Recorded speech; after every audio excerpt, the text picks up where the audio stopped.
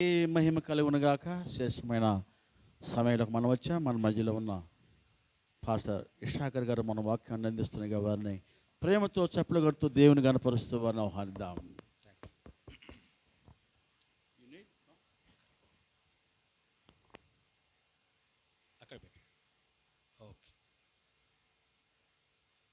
దేవుని పరిశుద్ధ నామములకు స్తోత్రం కలుగును గాక.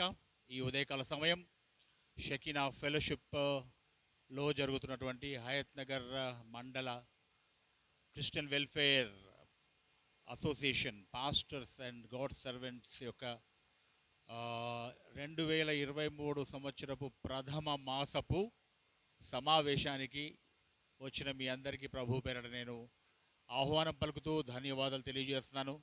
ఈ సంవత్సరపు మొట్టమొదటి సమావేశం సహవాసం, పాస్టర్ల సహవాసం మా సంఘంలో పెట్టుకోవడం అనేది అది మాకు ఒక ఆధిక్యతగా భావిస్తున్నాం. మేము దైవ సేవకులందరూ మా సంఘంలో ప్రవేశించడం, ఇక్కడ ఆలయంలో మాతో పాటు కలిసి దేవుని సన్నిధిలో ఆరాధించడానికి మమ్మల్ని ఎన్నుకోవడం అనేది అది నిజంగా దేవుని సన్నిధిలో మాకు ఒక ఆధిక్యతగా మేము భావిస్తూ, అంత మంచి పని చేసినందుకు కార్యనిర్వాహక వర్గానికి నేను ధన్యవాదాలు తెలియజేస్తున్నాను. అధ్యక్షులైనటువంటి రంగారావు గారు, అదేవిధంగా జనరల్ సెక్రటరీ గారు అయినటువంటి పాస్టర్ వి ఇస్మాయిల్ గారు, వర్కింగ్ ప్రెసిడెంట్ గారు అయినటువంటి ప్రభుదాస్ గారు, మిగతా కమిటీ మెంబర్స్, ఇతర సభ్యులందరినీ బట్టి నేను దేవుని సన్నిధిలో సంతోషపడుతూ మీ అందరికీ కృతజ్ఞతలు తెలియజేస్తున్నాను. దేవుని అద్భుతమైనటువంటి సన్నిధి మనము అనుభవిస్తున్నాం. ఇంతవరకు చక్కని కార్యక్రమాల్ని చూసాం. అనేక మంది ప్రార్థించారు, అనేక మంది పాటలు పాడారు, దేవుని వాక్య పఠనం విన్నాం, చక్కని ప్రార్థనలు దేవుని సన్నిధిలో మనం చేశాం. దేవుడు సదా మంచివాడు. God is good always.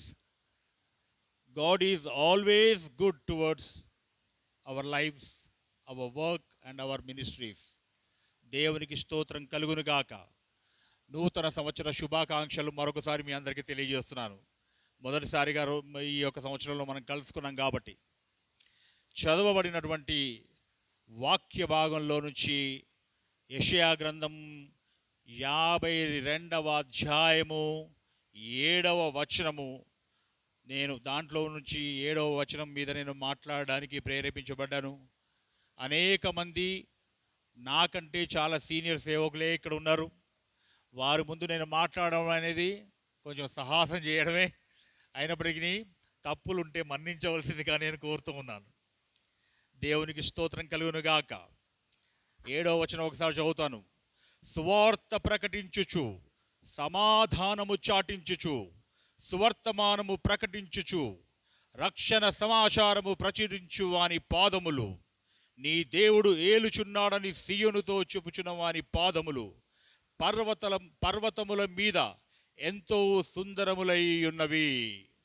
సుందరమైన పాదములు కలిగి సుందరమైన దేవుని వాక్కును ప్రకటిస్తూ, లోకంలో అశాంతితో కూడినటువంటి గందరగోళమైనటువంటి ఆందోళనకరమైనటువంటి ఈ ప్రపంచానికి సువార్తను ప్రకటిస్తూ, అనేక మంది చీకటి జీవితాలను వెలుగుమయం చేయడానికి దేవుడు ఏర్పాటు చేసుకున్నటువంటి సేవకులను గూర్చినటువంటి అద్భుతమైనటువంటి మాట ఈ ఉదయకాల సమయం ఇక్కడ భక్తుడైనటువంటి ప్రవక్త అయినటువంటి యెషయా గారు ప్రవచించిన మాటను బట్టి మనము అర్థం చేసుకుంటున్నాం. అద్భుతమైన ఈ మాట వాస్తవానికి ఇది యూదులను గూర్చి, వారి యొక్క బానిసత్వం నుండి దేవుడు వారిని విడిపిస్తాడనే విషయాలను, వారి యొక్క బబులోను చెర నుండి విడిపిస్తాడనే విషయాలను, ఐగుప్తులో వారు దాస్యులుగా ఉన్నప్పుడు విడిపించిన విషయాలను ప్రస్తావిస్తూ చెప్పబడిన మాట. దాని తర్వాత మెస్సయాను గూర్చినటువంటి ప్రవచనం కూడా ఇది అని మనం అర్థం చేసుకోవడానికి ఈ యొక్క సందర్భాన్ని మనం అర్థం చేసుకోవచ్చు. అయితే ఇదే ఎగ్జాక్ట్గా ఈ మాటలే నేటి మెస్సయ్య ప్రతినిధులు అయినటువంటి దైవ సేవకులకు కూడా ఈ మాట వర్తిస్తూ ఉందని ఆధునిక కాలంలో మనము దాన్ని ఇంటర్ప్రిట్ చేయడానికి అవకాశం ఉంది. సువార్త ప్రకటించే వాళ్ళు తర్వాత ఇక్కడ మనం వింటూ ఉంటే దైవ సేవకులుగా ఉన్నటువంటి వాళ్ళు చేయాల్సినటువంటి ముఖ్యమైన ఒక 4 అంశాలు ఇక్కడ చెప్పబడ్డాయి. Number 1, proclaiming the good news, సువార్త ప్రకటించడం. రెండవది, సమాధానాన్ని చాటించడం. ఎందుకంటే ప్రభు అయిన యేసు క్రీస్తు సమాధానమునకు కర్త, ఆయన సమాధానాన్ని అనుగ్రహించేవాడు. అందుకే దేవునితో మానవుడు, ఆది మానవుడైన ఆదాము కోల్పోయి, తద్వారా ఎంటైర్ మానవ జాతి దేవునితో కోల్పోయిన సమాధానాన్ని తిరిగి నెలకొల్పడానికి ఏ విధంగా అయితే మెస్సయ్య భూలోకానికి తిరిగి వచ్చాడో, అందుకే ఆయన పుట్టినప్పుడు సర్వోన్నతమైన స్థలములలో దేవునికి మహిమయు, ఆయనకిష్టులైన మనుషులకు భూమి మీద సమాధానము కలుగునుగా. కానీ అంటే దేవునితో మానవుడు కోల్పోయిన సమాధానాన్ని తిరిగి పునరుద్ధరించడానికి మెస్సయ్య అయిన యేసు ప్రభు భూలోకానికి వచ్చిన ఆ గుడ్ న్యూస్ని ప్రకటించే, సువర్తమానము ప్రకటించి సమాధానాన్ని ప్రకటిస్తున్నటువంటి దైవ సేవకులు అని దీని యొక్క అర్థం. హల్లెలూయా. సువర్తమానము ప్రకటించుచు రక్షణ సమాచారం. టీవీ పెడితే దుర్వార్తలు, భయంకరమైన సమాచారం వస్తుంటుంది మనకి. పెట్టంగానే లారీ గుద్ది 10 మంది చచ్చిండ్రు, పెళ్ళికి పోయి వస్తున్నా ఆటో బోల్తా, ఇంకా ఏదో దుర్మార్గమైన చెడు వార్తలే వింటూ ఉంటాం. అక్కడ వరదలు వచ్చి, ఇక్కడ వరదలు వచ్చి ఊరంతా కొట్టుకుపోయింది. ఎన్ని వార్తలు పెడితే అవన్నీ చెడు వార్తలే ఉంటాయి 90%. వాళ్ళను వీళ్ళు విమర్శించుకోవడం, వీళ్ళను వాళ్ళు విమర్శించుకోవడం, రాజకీయంగా తిట్టుకోవడం, అసలు అనైతికంగా మాట్లాడుకోవడం, ఇవన్నీ సమాచార వ్యవస్థలో కనిపిస్తున్నాయి, నేటి మీడియాలో మనకు కనిపిస్తున్నాయి. కానీ దేవుని సేవ చేస్తున్నటువంటి సేవకులు చేస్తున్న మాట ఏంటంట, రక్షణ సమాచారం ప్రకటిస్తున్నాం మనము. హల్లెలూయా. ఇంత అద్భుతమైనటువంటి, అంటే తక్కినవన్నీ మనకి ఆందోళన కలిగించే విషయాలే. తక్కిన విషయాలు, ప్రపంచంలో మనం వింటున్న వార్తలు, సమాచార విస్ఫోటనం జరుగుతుంది ఇప్పుడు. ఒకప్పుడు సమాచారం సాయంత్రం 6 గంటలకో పొద్దున 7 గంటలకో వార్తలు ఆకాశవాణి వార్తలు చదువుతుంది అని వినేవాళ్ళం చిన్నప్పుడు. ఇప్పుడు గంటకి 15 నిమిషాలకి ఆ దాని టీవీ వార్తల కంటే ఇమీడియట్గా సోషల్ మీడియాలో ఇమీడియట్గా అది జరుగుతుంటేనే లైవ్ పెట్టేస్తున్నారు. అంటే సమాచారము పుంఖానుపుంఖలుగా ప్రపంచాన్ని కమ్మేస్తున్న ఈ దినాల్లో అది నిజమో అబద్ధమో అని తేల్చుకునే లోపు ఇంకో కొత్త వార్త వచ్చి మన మీద పడుతున్న సందర్భంలో మనము చేస్తున్నటువంటి పని ఏంటంటే రక్షణ సమాచారం. అది క్షేమ సమాచారం, అద్భుతమైన దేవుని గమ్యానికి మనల్ని చేర్చే సమాచారాన్ని మనము ప్రకటిస్తున్నాం.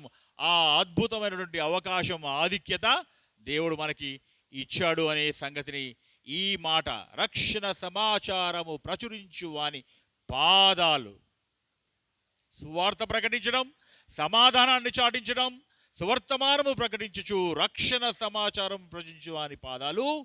ఇంకొక అద్భుతమైన విషయం ఏంటంటే, దైవ సేవకులుగా మనము చేస్తున్నటువంటి ఒక పని ఏంటంటే, దేవుని ఆధిపత్యం, దేవుని అధికారాన్ని భూమి మీద చాటి చెప్తున్నాం. చూడండి దాని కింద, నీ దేవుడు ఏలుచున్నాడని సీయోనుతో చెప్పుచున్న వాని పాదములు. చూసారా, దేవుని అధికారాన్ని ఎస్టాబ్లిష్ చేయడానికి మనము బూరలుగా వాడబడుతున్నాం. హల్లెలూయా. దేవుడే సర్వాధికారి, సర్వంతర్యామి, సర్వ సృష్టికి కారకుడైన వాడు. ఆయన అధికారాన్ని మించిన అధికారం లేదు. రక్షణకు ఆయనే కారకుడు. ఆయన తప్ప మరొక మార్గం లేదు దేవుణ్ణి చేరుకోవడానికి అనే విషయాన్ని ప్రకటిస్తూ దేవుని ఆధిపత్యాన్ని, దేవుని అధికారాన్ని ప్రకటించడానికి మనం ఏం చేస్తున్నాం? భూలోకంలో ఆయన ప్రతినిధులుగా పనిచేస్తున్నాం. హల్లెలూయా, హల్లెలూయా. ఇంత మంచి ప్రాముఖ్యమైన ఆధిపత్యం కలిగినటువంటి ఒక ప్రివిలేజ్తో కూడుకున్నట్టు పని చేస్తున్నాం కాబట్టి సువార్తికుని యొక్క పాదాలు పర్వతముల మీద సుందరములు, మా బురదల కాదు. హల్లెలూయా. హల్లెలూయా. అంటే ఉన్నతమైన స్థలం మీద, ఉన్నతమైనటువంటి స్థితిలో, ఉన్నతమైన స్థలముల మీద దేవుడు సేవకుడిని పెడతాడు. ఆ సేవకుడికి ఇచ్చే గౌరవం ఎంత అద్భుతంగా ఉందో ఈ మాటను బట్టి అంటే ఇక్కడ దేవుని సేవకులైనటువంటి సుందరమైన పాదములు కలిగిన వాళ్ళు అని దేవుడే సర్టిఫై చేస్తున్నాడు ఇక్కడ.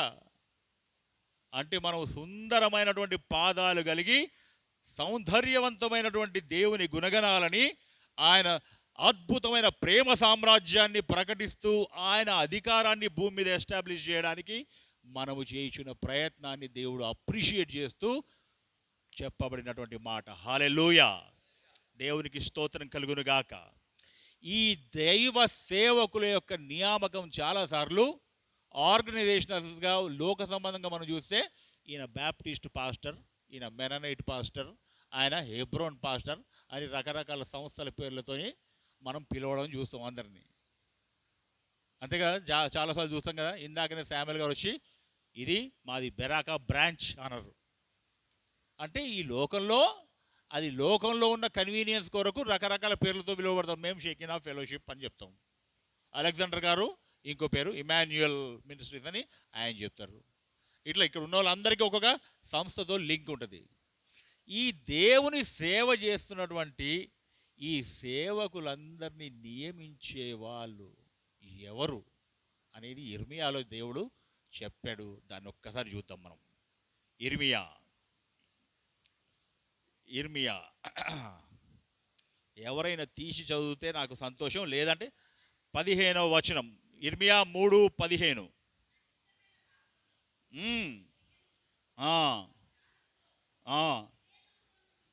హల్లెలూయా, హల్లెలూయా. నాకిష్టమైన కాపరులను మీకు నియమింతును అని దేవుడు చెప్తున్నాడు. అంటే ఒక పాస్టర్ ఎవరి చేత నియమించబడుతున్నాడు అని అర్థం? దేవుని నియామకం. అది నియామక పత్రం ఇచ్చేవాడు దేవుడు అని అర్థం ఇక్కడ. హల్లెలూయా. And I will give you shepherds after my own heart, who will feed you with knowledge and understanding అని ఇంగ్లీష్లో చెప్పబడింది. జ్ఞానముతో, వివేకంతో మిమ్మల్ని ఏలడానికి, మిమ్మల్ని పరిపాలించడానికి. ఇక్కడ దేవుడేమో ఏలడానికి, పరిపాలించడానికి, మిమ్మల్ని మేపడానికి అని ఇన్ని బాధ్యతలు పాస్టర్కి పెట్టిండు. చూసినరా? పాస్టర్ని ఏలనిస్తుర్రా ఇప్పుడు చర్చిల్లో? ఇది ఒకటి క్వశ్చన్ మార్క్. డినామినేషనల్ చర్చెస్లో is pastor in a position to administer the things? లేదు, ఏలేటట్లేదు. పాస్టర్ని ఏలనీయకుండా అందరూ ఏలు పెడుతుర్రు. పాస్టర్కి అధికారం లేకుండా పాస్టర్ని మొత్తం అణిచిపడేసి పాస్టర్కి విలువ లేకుండా చేస్తున్నారు. ఇప్పుడు పాస్టర్ సిట్ అంటే సిట్, స్టాండ్ అంటే స్టాండ్. దిగజార్చేసారు పాస్టర్ స్థానాన్ని. అది చాలా బాధాకరమైన విషయం.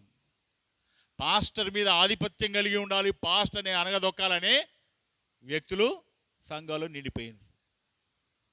అది విచారకరమైన విషయం. ఇక్కడ దేవుడు ఏం చెప్తున్నాడు? ఇక్కడ నాకిష్టమైన కాపర్లను, ఎవరికి ఇష్టమై, నేను మంచి కాపరిని అని ఒక జాగలు అంటాడు. నేనే కాపరినంటే నాకు ఇష్టమైన కాపరులు కొందరు ఉంటారు, వాళ్ళని నేను మీ మీద నియమిస్తాను. వాళ్ళు జ్ఞానంతో, వివేకంతో దేనికి మిమ్మల్ని పోషిస్తారు, మిమ్మల్ని ఏలుతారు, మీ మీద ఆధిపత్యం కలిగి ఉంటారు, మిమ్మల్ని పరిపాలిస్తారు. చూసిరా? పరిపాలన చేయడానికి, ఏలడానికి, ఫీడ్ చేయడానికి, అంటే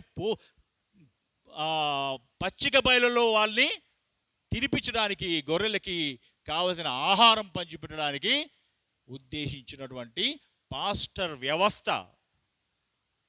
దైవ సేవకుల వ్యవస్థ. అసలు ఈ బేసిక్ పాయింటే మిస్ అయిపోతుంది. అసలు basic point, the very purpose of appointment of a pastor is missing nowadays in the ministries and in the churches. ఎంతసేపు పాస్టర్ని ఇన్సల్ట్ చేయడానికి ట్రై చేస్తారు నేను చూసిన చర్చెస్లో. But I will not allow that kind of trend here in my church. ఎందుకంటే this is an independent church కాబట్టి I won't allow anybody to dominate my style of ministry. మీరు ఆత్మ గౌరవంతో మినిస్ట్రీ చేయాలి, అది ఆత్మ విశ్వాసంతో చేయాలి. దేనికి లాలూచి అవసరం లేదు. దేవుడు కొన్నిసార్లు మానవ రీతిగా దేవుని సేవకులు ఎట్లా ఆలోచిస్తారంటే, అయ్యో నాకు ఈ నెల ఇంత రిక్వైర్మెంట్ ఉంది, ఫైనాన్షియల్ నీడ్ ఉంది, ఎట్లా అని కొన్నిసార్లు ఆందోళన పడవచ్చు. వెంటనే మనం గుర్తు తెచ్చుకోవాల్సింది ఏలియాని గుర్తు తెచ్చుకోవాలా. కాకులే ఆయన దేవుడు చెప్పినట్టు వింటాయి. మనుషులు ఎందుకు దేవుడు సెటరైట్ చేయడు? చేస్తాడు. కానీ మనం దేవుడు చెప్పినట్టు పోయి నువ్వు జస్ట్ ఒక జాగాలో ఉండు నువ్వు అని చెప్తే అది చేయం. మనం దేవుడు చెప్పింది చేయం. మనమేమో కాకిలాగా మనం తిరగడం స్టార్ట్ చేస్తాం. కాకిలాగా మనం తిరుగుతుంటాం అన్నట్టు, నాకు ఎక్కడ ఏం దొరుకుద్దా అని. మనం ఒక్క జాగాలో కూర్చుంటే కాకుల్ని పంపించి కాకులతోని మన పని చేపిస్తాడని దీన్ని బట్టి అర్థమవుతుందా? హల్లెలూయా.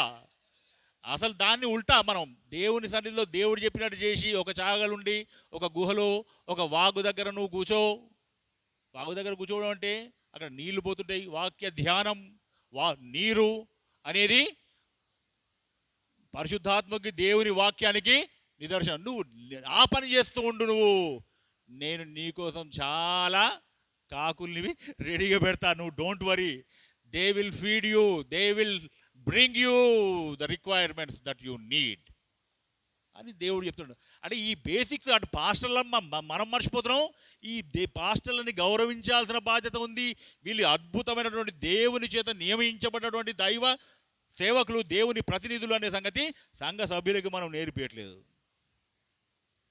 ఎంతసేపు ఎవరంటారు ఏమని ఆత్మ న్యూనతాభావంతో, సెల్ఫ్ రెస్పెక్ట్ కోల్పోయి, లో ప్రొఫైల్ మెయింటైన్ చేస్తూ, ఎవడు వచ్చి తిడతాడా, ఎవడు వచ్చి ఏమంటారా, ఎవరు 10 మందిలో మనల్ని అవమానపరుస్తారా అని అట్లా భయపడాల్సిన అవసరం లేదు.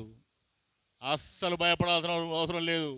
ఎవరో మనల్ని ఏదో అంటారని. నేనైతే నా లైఫ్ స్టైల్ అయితే భయం అనే మాటకి నా డిక్షనరీలో తావులేదు. లోక సంబంధంగా అయినా సరే, ఆత్మీయంగా అయినా సరే.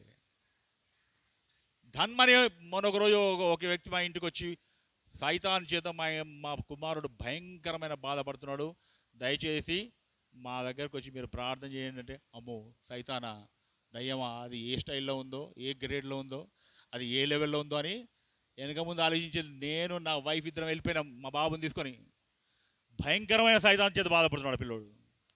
పొయ్యి ఇట్లా నీళ్లు జల్లి ఇట్లా ప్రార్థన చేసిన వస్తే వాయిలెంట్ ఒక సింహం లేచినట్టు లేచిండు మీదికి.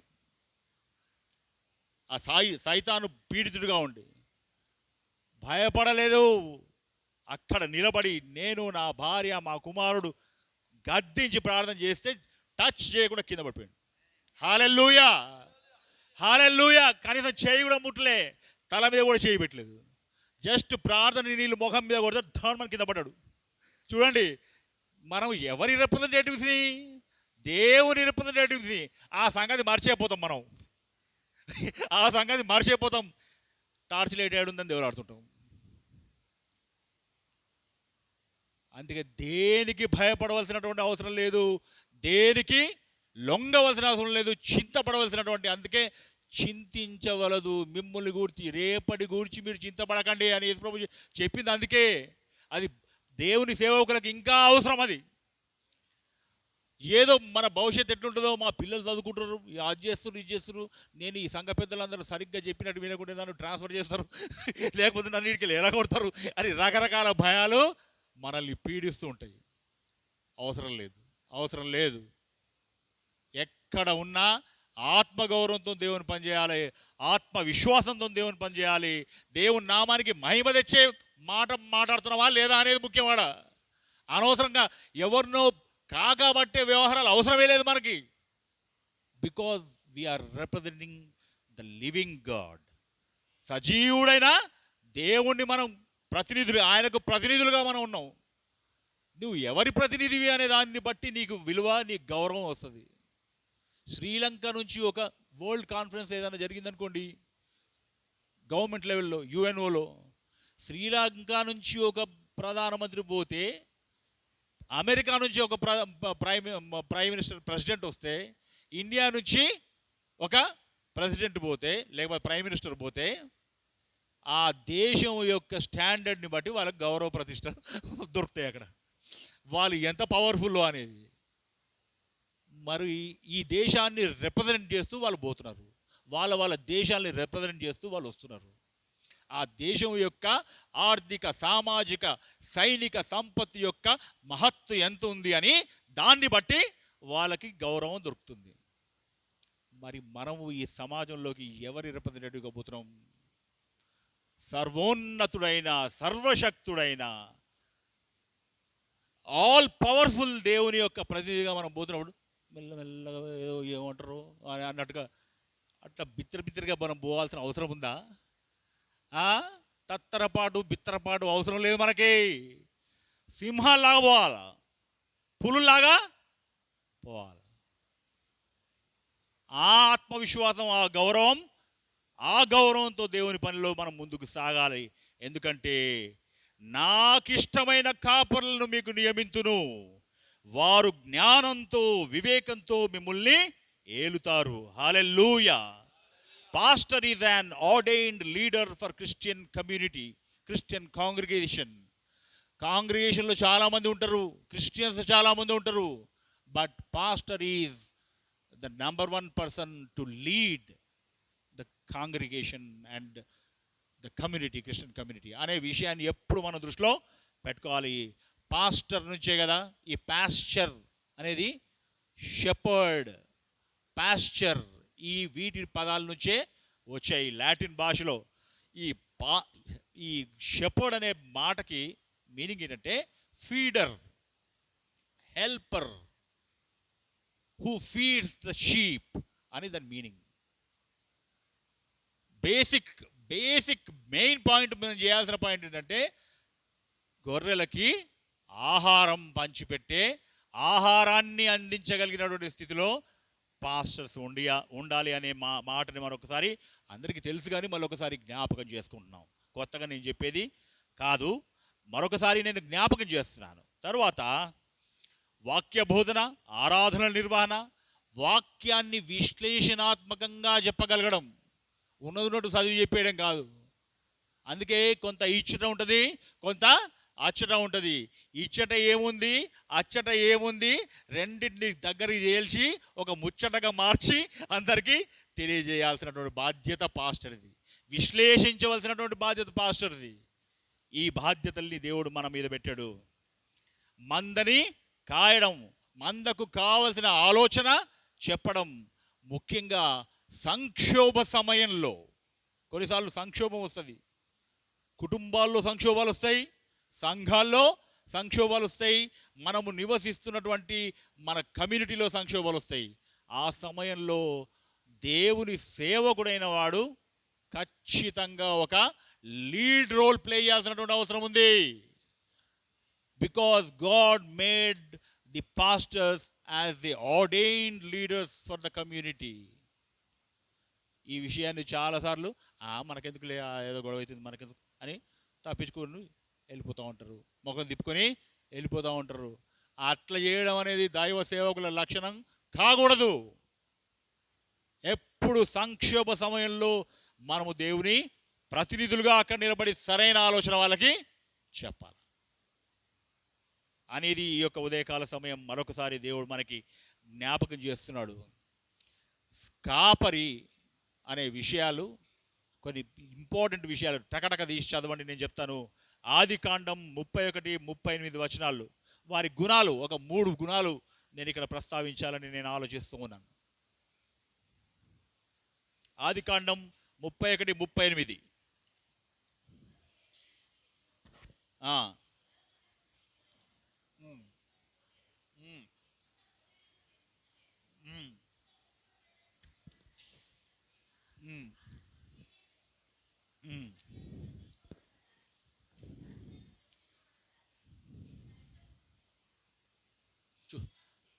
చూడండి, 20 సంవత్సరాలు లాబానుతో యాకోబు సాగిస్తున్న సంవాదం. లాబాను యొక్క మందల మీద కాపరిగా పనిచేసినటువంటి యాకోబు చెప్తున్న మాట ఇది. ఏమంటున్నాడు? 20 ఏండ్ల నుంచి నేను నీ దగ్గర ఉండి నీకు పని చేసినా, నీకు జీతగానిలాగా సేవకుడిలాగా పనిచేసినా నేను ఆశపడలేదు. అంటే చూసినరా, కాపరి లక్షణం ఫెయిత్ఫుల్గా పనిచేయడం. హల్లెలూయా. కాపరి అంటే ఫెయిత్ఫుల్ పర్సనాలిటీ, అంటే ఆధారపడదగిన, నమ్మదగిన వ్యక్తి అని ఈ మాటను బట్టి మనం అర్థం చేసుకుందాం. ఇంకొక మాట, అద్భుతమైన మాట, 1 సమూయేలు 17:34 నుంచి 36 వరకు ఉంటుంది. ఒక్కసారి చూడండి దయచేసి. 1 సమూయేలు 34 నుండి 36, 17వ అధ్యాయం.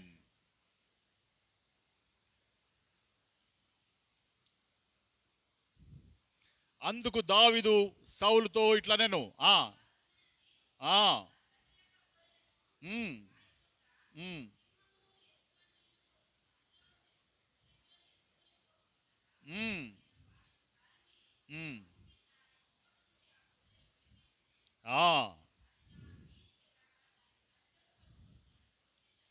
ముప్పై ఆరు.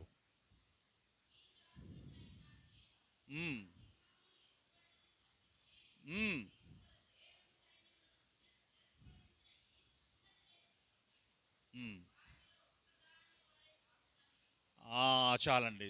దేవునికి స్తోత్రం. ఇక్కడ ఏం చెప్తున్నాడంటే, ఈ మాట నేను చదివించడానికి దావీదు జీవితంలో ఎదురైనటువంటి సింహము ఎలుగుబంటితో ఆయన ఎన్కౌంటర్ ఎట్లా జరిగింది, వాటిని ఎట్లా హతమార్చాడనే విషయాన్ని సౌలుతో చెబుతున్న విషయాలు. ఇక్కడ కాపరి దావీదు కూడా కాపరే. దావీదు తన తండ్రి యెషయి గారి మంద మీద కాపరి. కాపరికి ఉండే లక్షణం ఎట్లా ఉంటుంది అనేది చెప్తున్నా. ఫియర్లెస్గా ఉంటాడు కాపరి. హల్లెలూయా, హల్లెలూయా. ఫస్ట్ ఇంతకుముందు చదివింది ఏంటంటే ఫెయిత్ఫుల్గా ఉంటాడు. 20 ఏండ్లు నీ దగ్గర నేను పనిచేస్తున్నా, 20 ఏండ్ల నుంచి నేను నీ మంద మీద ఉన్నా, ఒక్క పొటేల్ను కానీ ఒక చిన్న గొర్రె పిల్లని కానీ నేను ఆశపడలేదు. జస్ట్ నీ మందని నీకే అప్పచెప్పిన. ఏదైనా చనిపోతే కూడా ఆ నష్టం నా మీద వేసుకున్నా తప్ప నేను నీ మీద వేయలేదు. చూసినరా, ఫెయిత్ఫుల్నెస్ అక్కడ చూసాం. ఇక్కడనేమో ఫియర్లెస్నెస్ని చూస్తున్నాం. దావీదు అంటున్నాడు, ఎలుగుబంటిని సింహాన్ని చీల్చి చెండాడిన నేను ఈ జీవము గల దేవుని సైన్యములను తిరస్కరించుచున్నా ఫిలిస్తీయుడు ఎంతటి వాడు, వాని సంగతి కూడా నేను చెప్తా అందని అర్థం. ఎంత ధైర్యమో చూడండి, ఎంత ధైర్యమో చూడండి. అసలు ఎంత ధైర్యం, ఎంత ధైర్యం. ఎందుకు? భయం లేదు ఆయనకి, భయం లేదు. సింహాలను ఎలుగుబంట్లను చంపిన, అందుకే గొలియాతు ఆయన ఇద్దరు ఎదురు బెదురు పడుతుంటే, ఏం కర్ర పట్టుకొని నా మీదకి వస్తున్నావు, ఏం కుక్కలాగా కనిపిస్తున్నానా అంటాడు కదా. కుక్కలాగా కనిపిస్తున్నా అంటే మరి సింహాలను ఎలుగుగడ్లను చంపినోడికి మనిషి కుక్కలాగానే కనిపిస్తాడు. కరెక్ట్గానే చెప్పిండు ఆయన. కుక్కను చంపినట్టే లెక్క. సింహపు బలం ముందు మనిషి ఎంత, ఎలుగుబంటి బలం ముందు మనిషి ఎంత. వాటినే గడ్డం పట్టుకొని నోరు పట్టుకొని గదవలు చీల్చిపడేసి, నోరు చీల్చిపడేసి హతమార్చిన దావీదు శక్తి ముందు గొల్యాతు కుక్కలాంటోడే. నిజంగా ఆయన నోటి నుంచి ఆయనే ఆ మాట మాట్లాడిండు. నేను కుక్కలాగా కనిపిస్తున్నాను కానీ నిజమే కుక్కనే. మరి కుక్కనే కాబట్టి ఒక్క దెబ్బకి అడ్డంపడ్డాడు. మరి ఒకటే దెబ్బకి. ఎందుకు చెప్తున్నానంటే ఈ మాట, కాపరి యొక్క స్వభావాన్ని విశ్లేషిస్తున్నాం మనం. ఫియర్లెస్గా ఉంటారు కాపరులు. అందుకే ఇంకో మాట చెప్తాడు కొత్త నిబంధనలో యేసు ప్రభు, నేను గొర్రెలకు మంచి కాపరిని. యోహాను సువార్త 10:11 ఉంటుంది. నేను గొర్రెలకు మంచి కాపరిని. మంచి కాపరి అంటే కాకబట్టడం కాదు, గొర్రెల కొరకు తన ప్రాణం పెట్టేవాడు. హల్లెలూయా, హల్లెలూయా. మంచి కాపరి అనే సర్టిఫికెట్ ఎప్పుడు వస్తుందంటే, ప్రాణానికి తెగించి పోరాడేవాడు మంచి కాపరి అన్నట్టు లెక్క. హల్లెలూయా. నిజంగా మనందరి కొరకు మన మంచి కాపరి అయిన యేసు క్రీస్తు సిలువలో చెప్పి ఉట్టినే వదిలేలాయన, నిజంగానే చెప్పింది చేసి చూపించాడు యేసు ప్రభు. హల్లెలూయా. ఫియర్లెస్గా ఉండడం. తర్వాత అన్సెల్ఫిష్గా ఉంటాడు. లూకా సువార్త 15:3-6 వరకు ఒక్కసారి చూద్దాం. లూకా సువార్త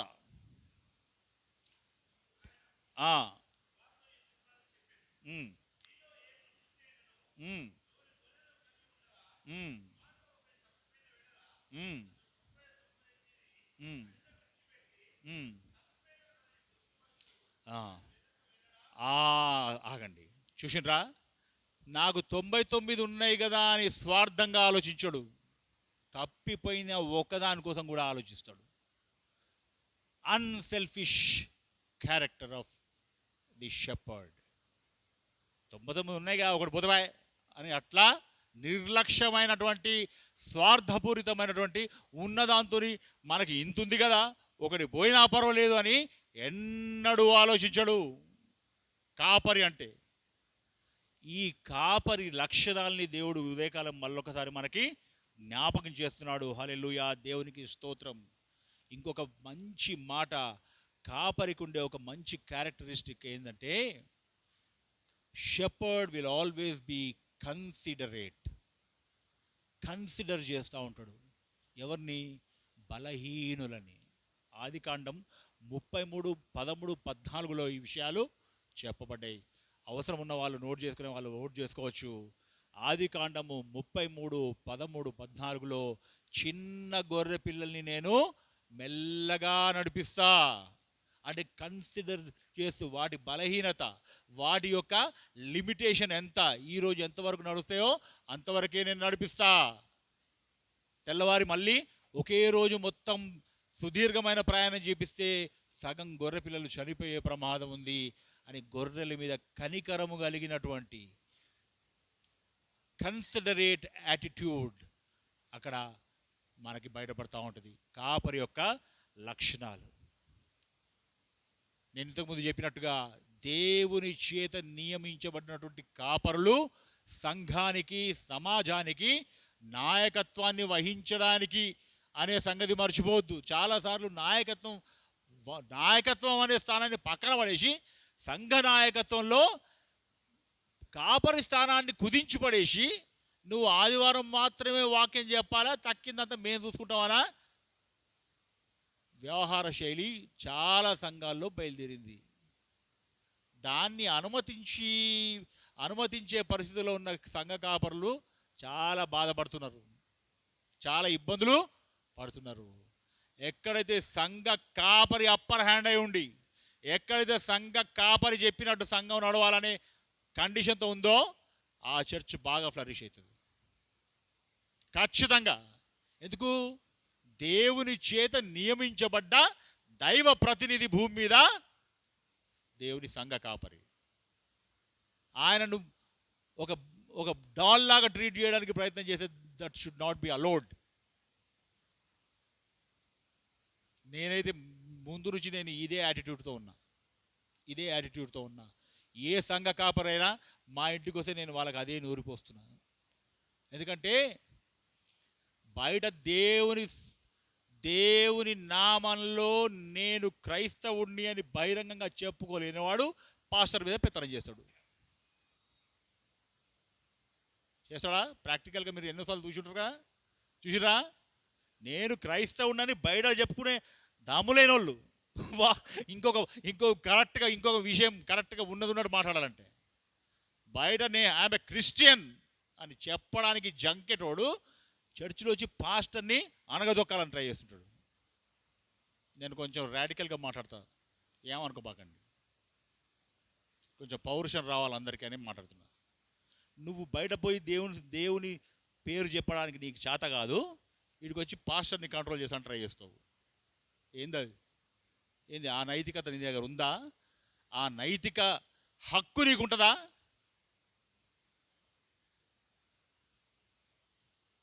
అది గుర్తు చేయాలి. ఎక్కువ చేసిన వాళ్ళని అది గుర్తు చేయాలి.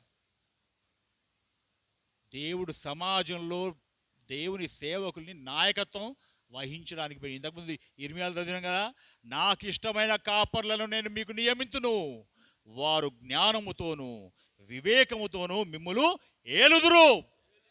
ఏలే స్థానం పాస్టర్లది. వేరే వాళ్ళు ఏలు పెడుతుంటే సపరేట్ కూడా చూసే స్థానం కాదు, ఏలే స్థానం పాస్టర్ది. ఆ సంగతి మర్చిపోతాం. మనం ఏందో మనకే తెలియదు. ఎందుకంటే చాలామంది గిద్యోను వారసులే ఉంటారు. ఈ అమాలేకీలతో నాకెందుకు వచ్చిన కిరికిరి అని పోయి తప్పు చేయకుండా గానుగ సాటుకి వాళ్ళకి కనబడకుండా ఏం చేస్తున్నాడు, న్యాయాధిపతుల్లో గానుగ సాటుకి గోధుమలు గుల్ల కొడుతున్నాడు. గానుగ గుల్ల. అమాలేకీలతో నాకు కిరికిరి ఎందుకు, వాళ్ళు నన్ను పట్టుకపోతారు మళ్ళీ అని ఈయన దగ్గర వచ్చి దేవదూత మాట్లాడుతుంది, పరాక్రమము గల బలాఢ్యుడా అంటే అటు ఇటు చూసినట్టు ఎవరిని అని. మనకి సంబంధం లేని పదాలు వినబడుతున్నాయి ఏం సంగతి అని. నీలో ఆ స్పిరిట్, ఆ స్పార్క్ ఉందనే సంగతి నీకే అర్థం కావట్లేదు, కానీ దేవుడు చూస్తుండు ఆ సంగతి. పరాక్రమము గల బలాఢ్యుడా అంటే నిజంగా బిత్తరపోయి అటు ఇటు చూసింటాడు. నిన్నేవాయా అని చెప్పుంటాడు దేవుడు. నిన్నే ఎటు చూస్తున్నావు, నేను నిన్ను గురించి మాట్లాడుతున్నా. గిద్యోను లే, నువ్వు ఇశ్రాయేలీయుల్ని అమాలేకీయుల యొక్క బాధల నుండి విడిపించడానికి నేను నిన్ను ఏర్పాటు చేసుకున్నా.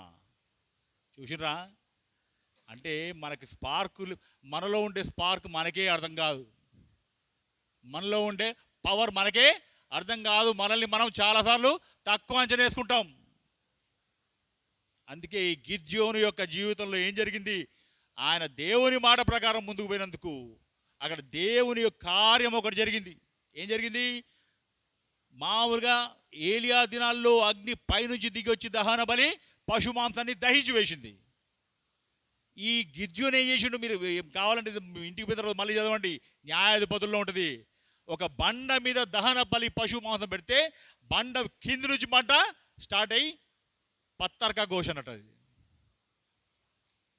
తెలుసా మీకు పత్తర్కా ఘోష అనేది? కొన్ని హోటల్స్లో పత్తర్కా ఘోష అనే ఒక డిష్ దొరుకుతుంది. దాన్ని రాయిని బండని వేడి చేసి కాలుస్తారు.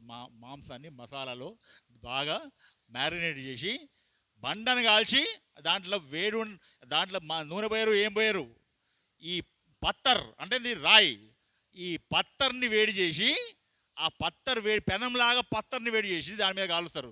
దట్ ఈస్ కాల్డ్ పత్తర్కా ఘోష్. ఇక్కడ ఏమైంది, ఈయన మాంసము పశు మాంసం అంతా రాయి మీద పెట్టిండట. పెడితే దేవుడు అగ్నిని పైనుంచి కురిపేయడం కాదు, ఈ బండలోంచే. హల్లెలూయా. అక్కడ దేవుని ఆత్మ కార్యం అగ్ని దిగి వచ్చిన తర్వాత దాన్ని చూసి అప్పుడు ఈయన నిజంగా దేవుడు నన్ను ఎన్నుకుంటున్నాడు అనేది అప్పుడు అర్థమైంది. దాని తర్వాత ఆయన పోయి అప్పటిదాకా ఇశ్రాయేలు ప్రజల్ని నానా తిప్పలు పెట్టిన అమాలేకీల్ని తరిమి తరిమి కొడతాడు. అప్పుడు ఏం జరుగుతుందో తెలుసా, అమాలేకీలు ఇశ్రాయేలీయుల ముందు తలెత్తుకోలేకపోయినారట. కనీసం వాళ్ళని ఎత్తి తలెత్తి ఇట్లా చూస్తానికి కూడా భయపడుతున్నారట. అంత భయం క్రియేట్ చేసాడు గిద్యోను. గిద్యోను దినములయందు 48 సంవత్సరాలు దేశము నిమ్మలముగా ఉండెను అని ఉంటుంది. Hallelujah. God has chosen Gideon to lead the Israelites. చూసిరా, ఎసుంటోడు గానుగా గోధుమలు మామూలు ఏదో వృత్తి వ్యాపారం చేసుకుందాం, వీళ్ళతో నాకెందుకు పరేషానని అనుకున్న ఒక వ్యక్తిని దేవుడు ఏర్పాటు చేసుకున్నాడు. దావీదులో కూడా ఆ స్పార్క్ ఉంది కాబట్టి, సింహాలను చంపిన స్పార్క్ ఉంది. ఎందుకు వచ్చింది ఆ స్పార్కు?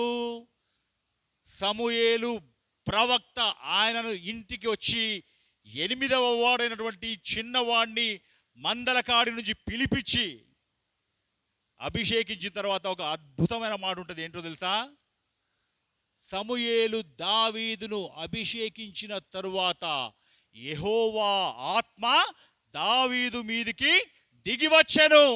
హల్లెలూయా. దేవుని ఆత్మ దావీదు మీదికి దిగి వచ్చింది కాబట్టి ఆ ఆత్మ ద్వారా ఆయన నడిపించబడుతున్నాడు. కాబట్టి శత్రువైనటువంటి ఇశ్రాయేలీయులకు అవమానకరంగా మాట్లాడుతున్నటువంటి ఫిలిస్తీయుల ప్రతినిధి అయినటువంటి గొల్యాతును చంపడానికి రోషం పూనిండు. ఎందుకు పూనిండు? ఆత్మావేశం ఆయనలో ఉంది కాబట్టి. దైవ సేవకులైనటువంటి మనందరికీ ఆత్మచేత నింపబడి ఆత్మచేత నడిపించబడే అనుభవం ఉండాలా. అప్పుడే రోషం వస్తుంది, లేకుంటే రాదు. ఆత్మ లేకపోతే ఇంతే సంగతులు. ఆత్మ లేకపోతే ఏమైందంటే ఇక అంతే, ఇక గోధుమలు గుల్లగొట్టుకోవడం, గానగ కాడ ఉండడం, ఇదే వ్యవహారం ఉంటుంది అన్నట్టు. ఇదే వ్యవహారం ఉంటుంది. ఏదో పొట్టకూటికి దేవుని సేవ అన్నట్టు ఉంటుంది. అది కాదు, దేవుని స్పిరిట్ మనలో ఉండాలి. మొదటి సమయంలో ఈ మాట ఉంటుంది. స్పార్క్ ఏంటో చూడండి. తర్వాత మొదటి సమయంలో 16:13 ఈ మాట ఉంటుంది. మీరు నోట్ చేసుకోండి, చదవాల్సిన అవసరం లేదు, కానీ నేను చెప్తున్నా. ఎందుకంటే గొల్యాతును చంపడానికి చిన్నవాడే వాస్తవానికి బలం ఫిజికల్ బలంతో కాదు చంపింది, అక్కడ విశ్వాసం అనే శక్తితో చంపిన ఆయన్ని. నేను దేవుని యొక్క నేను దేవుని ప్రతినిధిని. జీవము గల దేవుని సైన్యములను తిరస్కరించుటకు ఈ సున్నతి లేని ఫిలిస్తీయుడు ఎంతటివాడు అన్న రోషం పూనిండు. ఆ రోషం వేడుకలు వచ్చిందంటే పరిశుద్ధాత్మ పూర్ణుడుగా దేవుని ఆత్మచేత నింపబడ్డ వ్యక్తి కాబట్టి. అదే స్పార్క్ మోషేలో కూడా చూస్తాం మనం. ఐగుప్తులో రాణి కుమారుడిగా పెంచబడుతూ ఫరో కుమారుడిగా రాబోయే దినాల్లో ఫరో సామ్రాజ్యానికి, ఐగుప్తు సామ్రాజ్యానికి వారసుడుగా ఉండాల్సినటువంటి మోషే వచ్చి చూస్తే అన్యాయం జరుగుతుంది. తన జాతి వాడైనటువంటి ఇశ్రాయేలుని, ఒక యూదుణ్ణి ఐగుప్తీయుడు అన్యాయంగా ఇబ్బంది పెడుతున్నాడు. ఆయనలో ఉన్నటువంటి స్పార్క్ ఆడ బయటపడింది, అని హతమార్చిండు. దాని తర్వాత ఎన్నో పరిణామాలు వెళ్ళిపోయి ఈయన కూడా ఒక గొర్రెల కాపరిగా మారిపోయాడు. చూసినరా, కాపరిగా ఉన్న వాళ్ళనే దేవుడు చాలా మందిని నాయకులుగా ఎంచుకున్నాడు. మిద్యాను అరణ్యంలో అగ్నిలోంచి మాట్లాడి, మోషే నువ్వు రా, 430 సంవత్సరాల నుంచి నీ ప్రజలు పెట్టిన మొర నాకు వినబడదు కాబట్టి నిన్ను వాళ్ళని ఈ ఐగుప్తు నుండి బయటికి తీసుకెళ్ళడానికి, దాస్యం నుండి విడిపించడానికి నేను నిన్ను ఏర్పాటు చేసుకుంటున్నా, నీవు నాకు కావాలి అన్నప్పుడు మోషే ఏం చేస్తున్నాడు? నాకు మాటలు రావు, స్పీచ్ ప్రాబ్లం, స్టేజ్ మీద మాట్లాడలేను, మైక్ చూసుకోగానే చెయ్యి ఒరుకుతుంది, రకరకాల కారణాలు చెప్తున్నాడు. 10 మంది ముందు సాక్ష్యం చెప్పలేను, ప్రార్థన రాదు. కొంతమంది చెప్తారు కదా మన గుళ్ళలో, కాలు చేతులు ఉడుకుతాయి లేచి నిలబడగానే. ఒక ఆయన పెద్ద లీడరు, క్రిస్టియన్ లీడర్, ఆయన చాలా మంచి పవర్ఫుల్ పిహెచ్డి డాక్టర్. ఆయన ఒకరోజు వచ్చి చర్చ్ జరుగుతుంటాయి. ఆయన మామూలుగా పెద్ద స్టూడెంట్ లీడర్. ఆయన మామూలుగా క్రిస్టియన్ ఇష్యూస్లో కూడా భయంకరమైన పెద్ద పెద్ద మీటింగ్స్లో పోయి బలంగా మాట్లాడగలిగినటువంటి నాయకుడు. వచ్చి వెనక కూర్చుండు, ఆరాధన జరుగుతుంటే. ఇక మనకు క్రైస్తవ సోదరుడే కదా అని నేను ఆయన లాస్ట్లో పిలిచి ప్రసంగం అయిపోయిన తర్వాత క్లోజింగ్ ప్రేయర్ ఇచ్చిన. మొత్తం మీద చేసి ఇంటికి పోయినాక ఫోన్ చేసి నాతో చెప్తున్న విషయం ఏంటంటే, బ్రదర్, పెద్ద పెద్ద మీటింగ్స్లో మాట్లాడినా కానీ మీ దగ్గర ఆరాధన అయిపోయినాక మీరు పిలిచి ప్రార్థన చేయమంటే అసలు భూమి మీద నా కాళ్ళు ఆగుతలేవు, భూమి మీద తేలిపోతున్నా, నేను ఉండలేకపోతున్నా, అంత భయం అవుతుంది నాకు. ఎందుకు బ్రదర్ నాకు అర్థం కాలేదు. చాలామంది ఎబిలిటీస్ లోకంలో ఉంటాయి కానీ దేవుని సన్నిధిలోకి రాగానే భయపడతారు. మోషే కూడా ఏమంటున్నాడు ఇక్కడ, నాకొద్దు, నాకున్న లిమిటేషన్స్ ఇవి, నాకు మాట్లాడరాదు, స్పీచ్ ఇంపైర్మెంట్ ఉంది, ఆ మాట సరిగ్గా రాదు, ఇవన్నీ తప్పించుకోవడానికి ప్రయత్నం చేస్తుంటే దేవుడు ఏమన్నాడు, నువ్వే కావాలి నాకు, నీ సంగతి నేను చూసుకుంటా, నీ ఎంబడి నేను ఉంటా, మీ అన్నను అసిస్టెంట్గా నీకు ఇస్తా, నువ్వు ఫరో దగ్గరికి వెళ్ళి మాట్లాడడానికి నువ్వే కావాలి. లోపాలు ఉన్న వాళ్ళనే దేవుడు ఎన్నుకున్నాడు, పరిమితులు ఉన్న వాళ్ళనే దేవుడు ఎన్నుకున్నాడు. బైబిల్లో ఏముండాలి? ఫిజికల్ లోపం కాదు. నేను కూడా చాలాసార్లు చెప్తా, I'm a physically disabled person, but my mental ability is, అసలు ఎవరు మ్యాచ్ చేయలేరు దాన్ని, ఎవరు మ్యాచ్ చేయలేరు దాన్ని. నా ఆత్మవిశ్వాసాన్ని ఎవరు మ్యాచ్ చేయలేరు. 3 రోజుల క్రితం మేము ఎక్కడికి పోయినాము, కాటపల్లి రిజర్వాయర్ పోయినాము. నన్ను చూసి పడవలో, మీరు పోలేరు, మీతో కాదు, హ్యాండిక్యాప్ పోలేదు, కింద పడుతుంది, చాలా ఇబ్బంది అవుతుంది, ఏదో చెప్తున్నాడు. నా సంగతి నీకు తెలియదు, నేను పోతా, నాకు టికెట్ ఫస్ట్ అని పోయి పడవలో ఎక్కి నీళ్ళకి వెళ్ళిపోయి ఆయన చెప్పిన ముందే బై మిస్టేక్ పడవ బోల్తా పడదు అనుకో, ఈత కొట్టుకుంటూ వచ్చేస్తా బయటకన్నా, ఈత కొట్టుకుంటూ వస్తా, నేను మునిగిపోయి నా ప్రాణానికి ఏదో కాదు, అట్లాంటివి ఎవరే అవ్వవు. ఆత్మవిశ్వాసం కావాలి. స్పార్క్ మనలో ఉండాలి. ఆ స్పార్క్ ఉన్న వాళ్ళని దేవుడు వాడుకున్నాడు. మోషేని పెద్ద నాయకుడిని చేసిండు. మోషే గురించి చివరిగా ఏమన్నాడు తెలుసు? యేసు ప్రభు దేవుడు, దేవాది దేవుడు ఒక అద్భుతమైన సర్టిఫికేట్. మోషే అందరి సేవకులు లాంటి వాడు కాదు, నేను ముఖాముఖిగా మాట్లాడతా. నా ఇల్లంతటిలో మోషే నమ్మకమైన వాడు. హల్లెలూయా. దేవునితో ఫస్ట్ ఏమో వద్దే వద్దు అని విరమించుకునే వ్యవహారం నుంచి తర్వాత ఎక్సలెంట్ సేవకుడు, ఫెయిత్ఫుల్ సర్వెంట్ ఆఫ్ గాడ్ అని దేవుని నుండి సర్టిఫికెట్ పొందినటువంటి మోషేగా మారిన వ్యక్తి. హల్లెలూయా, హల్లెలూయా. ఈ స్పార్క్ ఉన్న వ్యక్తులు దేవునికి కావాలి. మనం ఎప్పుడు ఏదో సేవకులం, ఏదో క్రైస్తవులం, మేము మైనారిటీ, మేము ఏదో చిన్న చిన్న సంఘం ఉంటే చాలు నాకు, ఇట్లా don't think low, don't think limited, have a big dream.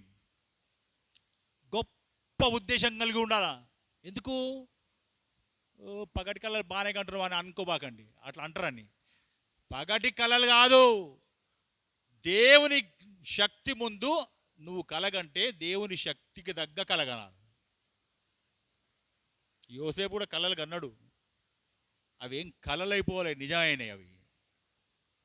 అంటే అందరిచి నీకు కాలు మొక్తారా అని అన్నదమ్ములకే కోపం వచ్చింది, కానీ మొక్కాల్సి వచ్చింది. అందరినీ ఇబ్బంది పెట్టడానికి, ఆ ఒక్క తమ్ముడిని ఇబ్బంది పెట్టడానికి 11 మంది అన్నదమ్ముళ్ళు పండిన పన్నాగాలన్నిటి నుంచి దేవుడు విడిపించి జైల్లో పడ్డ చివరికి ఆ దేశానికి భోజనం పెట్టే నాయకుడు అయ్యాడు. చూసిరా, దేవుడు ఏర్పాటు చేసుకున్నాక మనుషులు, ఎందుకంటే నేను ఇర్మియాలో ముందే చదివించిన 3:15లో నాకు ఇష్టమైన కాపర్లను నేను వారికి నియమిస్తా, వాళ్ళు జ్ఞానంతో వివేకంతో మిమ్మల్ని వెళ్తారు. కమ్యూనిటీ లీడర్స్గా దేవుడు మనల్ని పెట్టాడు.